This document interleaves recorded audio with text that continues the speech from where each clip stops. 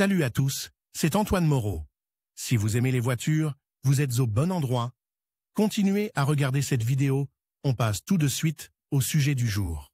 Si le moteur a commencé à consommer de l'huile moteur en quantité accrue, c'est qu'il y a eu un problème. C'est drôle, mais c'est vrai. Souvent, le processus s'accompagne de symptômes et de conséquences supplémentaires. Les plus courants sont les flaques arc-en-ciel sous la voiture, la couleur et l'intensité anormale des gaz d'échappement, la composition non uniforme du radiateur de refroidissement, son moussage et bien d'autres choses encore. La nature de la consommation d'huile. Certes, tous les symptômes n'apparaissent pas en même temps, mais un seul d'entre eux indique déjà que le moteur ne tourne pas rond. Que faire dans ce cas?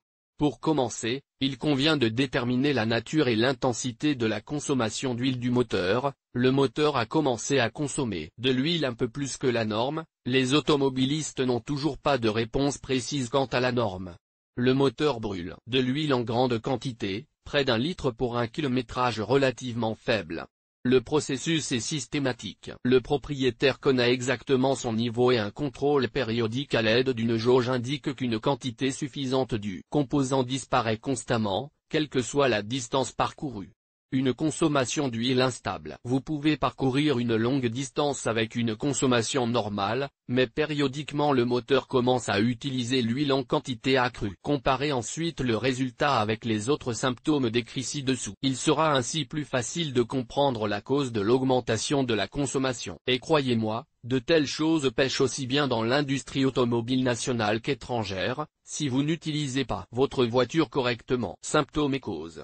Alors, pourquoi le moteur mange-t-il de l'huile? Il y a plusieurs moments dans le fonctionnement qui vous permettront de le déterminer. Une partie est brûlée avec le carburant, raison de l'usure des segments de piston. Le joint du couvercle de soupape s'est aminci ou une fissure est apparue. Lisez ici comment le remplacer. Perte due à un joint de culasse, qui laisse fuir de l'huile dans le système de refroidissement. Option N-1, pas de fumée dans les gaz d'échappement si le moteur consomme de l'huile en quantité accrue, mais qu'il n'y a pas de traces de fumée excessive à l'échappement. Nous envisagerons les options suivantes pour l'évolution des événements. Vérifiez que le système de lubrification ne présente pas de fuite. La principale cloche sera une tache arc-en-ciel sous le plancher de la voiture. Il est également possible de vérifier le filtre à huile, qui peut être simplement dévissé. Le système de ventilation des gaz dans le carter, PCV, ne fonctionne pas correctement. Dans ce cas, il est nécessaire de remplacer la soupape de ventilation. Des dommages mécaniques au moteur. Les taches de fuite d'huile sous le capot et la voiture dans son ensemble sont vérifiées si elle est restée longtemps au garage. En outre, la compression du moteur est déterminée afin de connaître son état général et de déterminer approximativement la cause de l'augmentation de la consommation.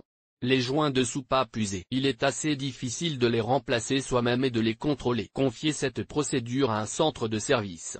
Les joints d'étanchéité et les joints toriques sont endommagés, comme en témoignent les taches d'huile sur le moteur. Tout semble en ordre et la voiture consomme de l'huile moteur dans les mêmes proportions ou légèrement plus que la normale. Aucune fuite n'est observée visuellement et aucune fumée ne s'échappe du système d'échappement. Mais en vérifiant le niveau de l'antigel, le propriétaire remarque soudain que sa couleur varie du brun au brun foncé et que sa composition n'est pas uniforme. En outre, de la mousse se forme, ce qui indique une forte surchauffe du radiateur. Les points suivants méritent d'être vérifiés.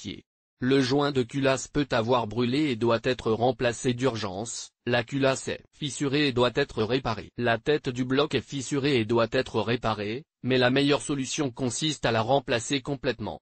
D'autres raisons liées à la structure interne du moteur. Certains systèmes de refroidissement sont conçus d'une manière particulière. L'huile peut circuler à l'intérieur d'une chambre remplie d'antigel, ce qui permet un échange de chaleur entre les deux systèmes. Une fissure dans les tubes est possible, comme en témoigne la pénétration de liquide moteur dans le radiateur.